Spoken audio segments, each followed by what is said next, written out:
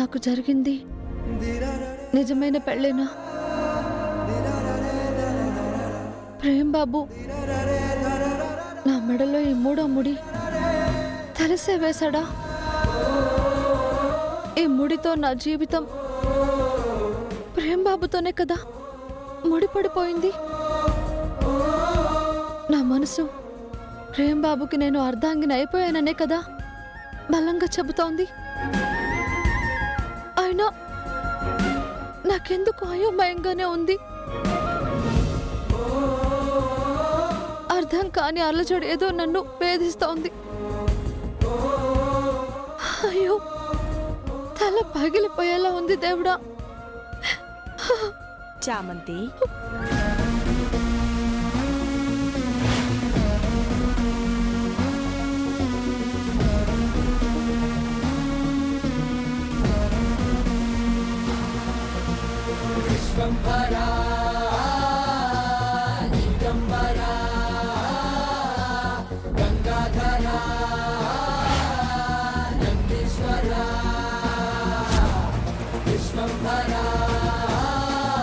ఆ అమ్మల్ని గన్న అమ్మ పెద్దమ్మ తల్లి కుంకుమ.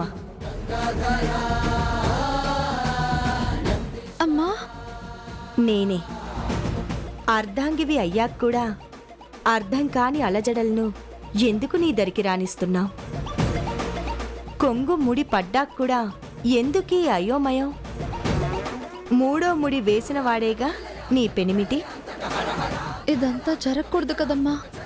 ఎవరన్నారు జరగకూడదు అని? జగన్మాతే అభయం ఇచ్చాక జగత్తేమంటుంది? మీరేం చెప్తున్నారమ్మా? నీ మంగళసూత్రాలకి కుంకుమ పెట్టుకోమని చెప్పాను, పెట్టుకున్నావా? చూస్తావే చామంతి, దైవ నిర్ణయం ఏంటో నీకు తెలుస్తుంది అన్నానుగా, తెలియలేదా?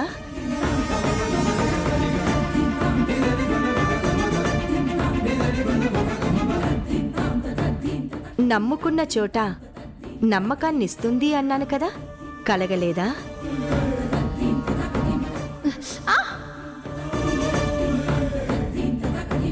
నీ మంగళసూత్రాలకి సౌభాగ్య కుంకుమని పెట్టడం మాత్రం మరవకు అన్నాను కదా, కుంకుమని ధరింపజేయి మరి.